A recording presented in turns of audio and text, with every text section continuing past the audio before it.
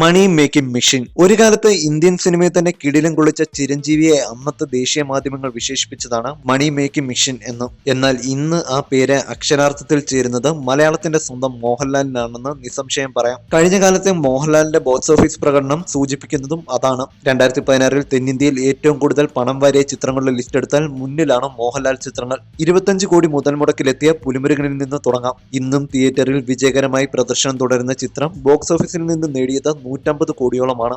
ഇനി മോഹൻലാലിന്റെ തെലുങ്ക് ചിത്രം ജനതാ ഗ്യാരേജിലേക്ക് വരുമ്പോൾ ജനതാ ഗ്യാരേജ് നേടിയത് 136 കോടിയാണ്. 2016 മറ്റൊരു മോഹൻലാൽ ചിത്രം ഒപ്പം ബോക്സ് ഓഫീസിൽ നേടിയത് 60 കോടി. 9.5 കോടിയായിരുന്നു ഒപ്പത്തിന്റെ ബഡ്ജറ്റ്. ഏറ്റവും ഒടുവിൽ നിൽക്കുന്ന മോഹൻലാൽ ചിത്രം തെലുങ്കിലും മലയാളത്തിലുമായി എത്തിയ വിസ്മയമാണ്. ഇരു സംസ്ഥാനങ്ങളുമായി ചിത്രം 20 കോടിയിലധികം ബോക്സ് ഓഫീസിൽ നേടി. അങ്ങനെ 4 സിനിമകളിൽ നിന്നായി 366 കോടിയിലധികമാണ് മോഹൻലാൽ ചിത്രങ്ങൾ 2016 ബോക്സ് ഓഫീസിൽ നിന്നും വാരിയത്. പുലിമുരുകൻ ഇപ്പോഴും വിജയകരമായി പ്രദർശനം തുടരുന്നു. ഇനി വരാനിരിക്കുന്ന മോഹൻലാൽ ചിത്രങ്ങളാകട്ടെ മലയാള സിനിമയ്ക്ക് സ്വപ്നം കാണാൻ സാധിക്കുന്നതിനും അപ്പുറത്തുള്ള പ്രോജക്റ്റുകളാണ്. അതിൽ MDയുടെ രണ്ടാം ഊഴം സിനിമയാക്കുന്നത് 600 കോടി ബഡ്ജറ്റിലാണ്. 2 ഭാഗങ്ങളായി പുറത്തിറങ്ങുന്ന ചിത്രത്തിൽ ഇന്ത്യയിലെ മറ്റ് ഭാഷയിലെ നടന്മാരും പ്രതീക്ഷിക്കാം. ഒപ്പം പ്രിയദർശൻ സംവിധാനം ചെയ്യുന്ന മോഹൻലാലിന്റെ 30 കോടി ചിത്രം മണിയമ്പല രാജുവാണ് ഈ ചിത്രം നിർമ്മിക്കുന്നത്.